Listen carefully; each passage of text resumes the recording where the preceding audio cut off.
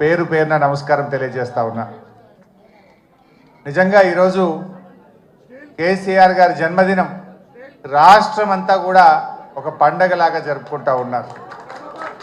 కేసీఆర్ అంటే ఒక వ్యక్తి కాదు, కేసీఆర్ అంటే ఒక నాయకుడు కాదు, కేసీఆర్ అంటే 4 కోట్ల ప్రజల భావోద్వేగం. 1954లో మన కేసీఆర్ గారు పుట్టారు.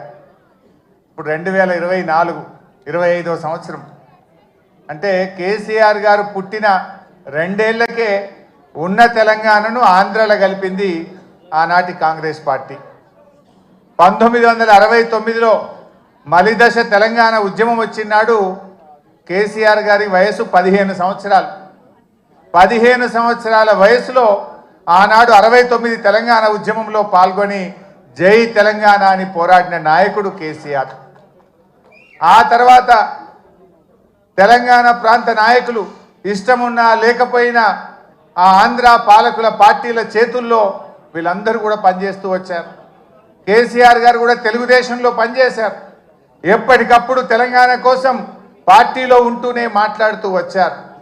కానీ అన్నీ గమనించిన తర్వాత ఇంకా రాష్ట్ర ఏర్పాటు తప్ప తెలంగాణకు మోక్షం లేదు, సమైక్య రాష్ట్రంలో న్యాయం జరగదనుకున్నారు కనుక ఆనాడు కరెంటు బిల్లులు పెంచితే ఇది తెలంగాణ రైతుల పాలిట ఉరితాడైతుందని చెప్పి అన్నీ ఆలోచించి వందల వేల గంటల మేధోమదనం జరిపి తెలంగాణ ఉద్యమానికి కేసీఆర్ గారు శ్రీకారం చుట్టారు. కానీ ఆ రోజు ఒక అపవాదం ఉండేది. ఎవరు జై తెలంగాణ అన్నా పదవి కోసమే జై తెలంగాణ అంటున్నారని. 69కి 2001 మధ్య అనేక మంది నాయకులు జై తెలంగాణ అని ఉద్యమాన్ని ప్రారంభించుడు, పదవి రాగానే మధ్యలో వదిలిపెట్టుడు. దానివల్ల ప్రజల్లో ఒక అపనమ్మకం, ఎవరైనా పదవి కోసమే చేస్తారు అనేటువంటి ఒక అపనమ్మకం ఏర్పడ్డది.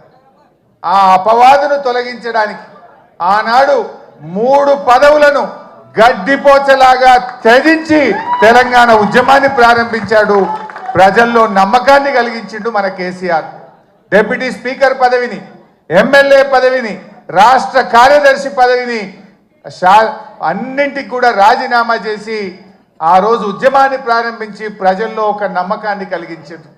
ప్రొఫెసర్ జయశంకర్ గారు మాతో అనేవాడు, ఎప్పుడన్నా మేము మాట్లాడితే నాకు కేసీఆర్ మీద సంపూర్ణమైన విశ్వాసం ఉంది, ఈయన నాయకత్వంలో తెలంగాణ వస్తుందని నేను నమ్మిన కనుక కేసీఆర్ వెంట నడుస్తున్నా, కేసీఆర్ను ఆశీర్వదిస్తున్నా అని జయశంకర్ గారు చెప్పారు. అంటే అట్లా జయశంకర్ లాంటి ఎంతో మంది మేధావులు కేసీఆర్ గారి మీద విశ్వాసంతో వారితో కలిసి నడిచిండ్రు. ఆ నమ్మకాన్ని కూడా కేసీఆర్ గారు నిలబెట్టిండ్రు. మనకు తెలుసు, నా అదృష్టం 2001 నుంచి కూడా కేసీఆర్తో పనిచేసే అదృష్టం నాకు దొరికింది. నేను చూసేవాడిని కేసీఆర్ ఎంత మదన పడేవాడో, ఎంత బాధపడేవాడో దగ్గరగా చూసేవాడిని. కొంతమంది కేసీఆర్ గారి మీద వ్యక్తిత్వ హననానికి పాల్పడేవారు. రకరకాలుగా ఆయనను ఎన్ని రకాలుగా బదనాం చేసేవారంటే, ఒకడైతే ఇక బీమారైంది ఇక లేస్తేనే లేడంటాడు, ఇంకోటి అంటాడు.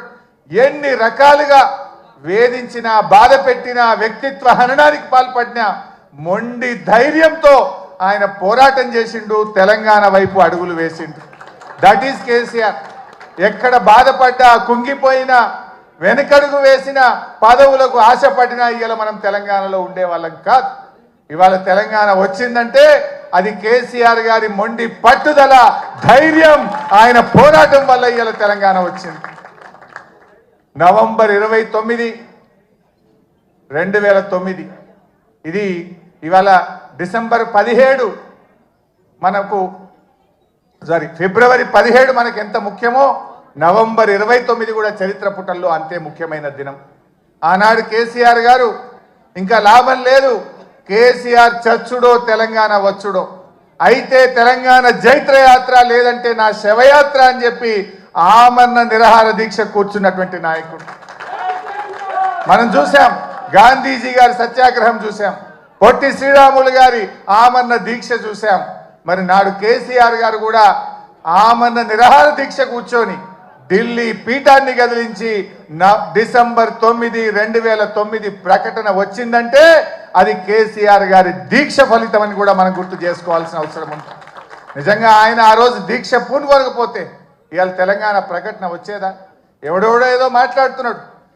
ఆ రోజు చిదంబరం గారు నాకు బాగా గుర్తు, కేటీఆర్ గారు, మా మధుసూనాచారి గారు, జయశంకర్ గారు అందరం కూడా అక్కడే ఉండేవాళ్ళం. చిదంబరం గారు ఫోన్ చేసి ఢిల్లీ నుంచి కేసీఆర్ గారు దీక్ష విరమించండి, మేము తెలంగాణ ప్రక్రియ ప్రారంభిస్తామన్నారు. మీ మాటలకు మేము మోసపోం. మీరు స్పష్టంగా ఢిల్లీ నుంచి తెలంగాణ రాష్ట్ర ఏర్పాటు ప్రక్రియ ప్రారంభిస్తున్నామని స్పష్టమైన ప్రకటన కేంద్ర ప్రభుత్వం నుంచి చెప్తే తప్ప నా దీక్ష విరమించను అని చెప్పి కేసీఆర్ గారు చెప్పింది. అప్పటికి 11 రోజులైంది. మనిషి ఆ మంచం మీద నుంచి ఒక్కొక్కసారి వణుకుతో దాదాపు ½ ఫీట్ ఎగురుతూ ఉండే బాడీ. తన కంట్రోల్లో తాను లేదు, కానీ ఆ పట్టుదల మాత్రం సడలేదు. మా కళ్ళల్లో నీళ్లు తిరుగుతున్నాయి, ఎంతో బాధపడ్డాం. కానీ ఆయన మాత్రం కేంద్ర ప్రభుత్వం తరఫున రాష్ట్ర ఏర్పాటు ప్రక్రియ ప్రారంభమైందంటేనే దీక్ష విరమిస్తా అన్నాడు.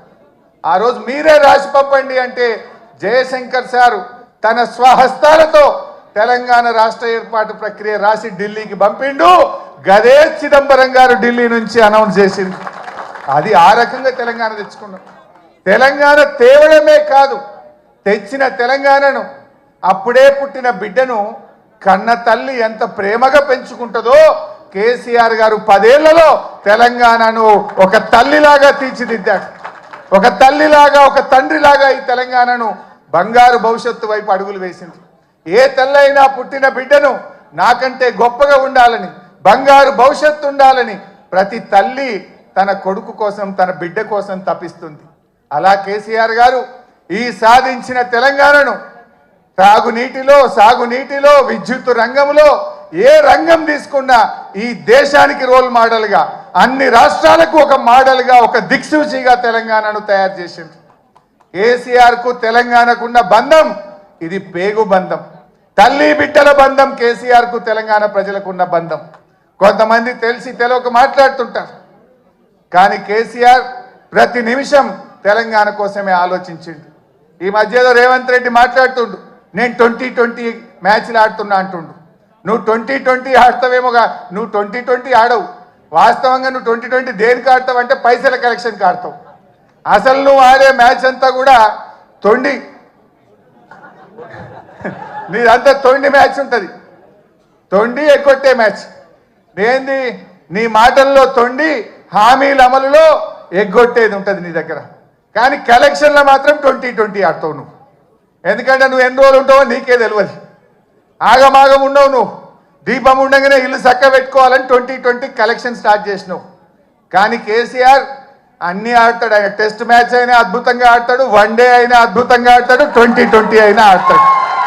ఎప్పుడు ఏదాల్లో గదా ఆడతాడు కేసీఆర్. ఎప్పుడు ఏదాల్లో ఆడతాడు. అవసరమైతే డిఫెన్స్ కొడతాడు, అవసరమైతే 6 కొడతాడు.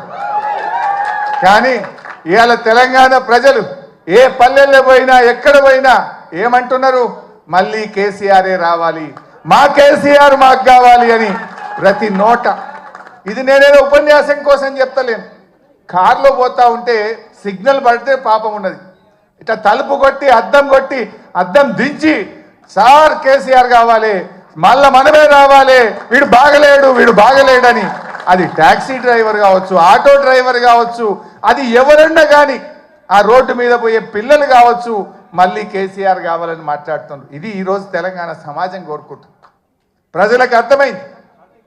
ఎప్పుడన్నా ఎవరికైనా పిల్లలకు తల్లిదండ్రుల మీద కోపం రావచ్చు, కానీ ఆ ప్రేమ మాత్రం ఎప్పటికీ పోదు. కేసీఆర్ది తెలంగాణ ప్రజల మధ్య ఉన్నది తల్లి పిల్లల బంధం, పేగు బంధం. ఇవాళ అందరూ కూడా కేసీఆర్ని కోరుకుంటున్నారు. జనరల్గా ఏమంటారు? ఓటమి విజయానికి నాంది అంటారు. మనం మొన్న ఓడితే ఓడొచ్చు, కానీ రేపు భవిష్యత్తులో మరో 3 టర్ములు బీఆర్ఎస్ పార్టీ గెలవడానికి ఇది నాంది కాబోతా ఉంది. సరే అది ఎప్పుడు వస్తాయా, ఏమొస్తాయా రాని, కానీ అందరూ కూడా ఇలా కేసీఆర్ వైపు చూస్తూ ఉన్నారు. నిజానికి కేసీఆర్ లేకపోతే ఈ తెలంగాణ వచ్చేదా? ఇలా ప్రతి ఒక్కరు కూడా ఆలోచించాల్సినటువంటి అవసరం ఉంది. ఎవరో ఎంతోమంది మాట్లాడుతుండు, ఒకటి తెచ్చినామంటుండు, ఇంకొకటి ఇచ్చినామంటుండు. కానీ ఇలా తెలంగాణ వచ్చిందంటే, ఢిల్లీ కదిలిందంటే దానికి ఒకే ఒక్కడు కారణ జన్ముడు మన కేసీఆర్. ఆ కేసీఆర్ గారి జన్మదినం ఈరోజు మనందరం కూడా ఇంత ఉత్సాహంగా మా తలసాని సీనన్న నాయకత్వంలో జరుపుకోవడం చాలా సంతోషం.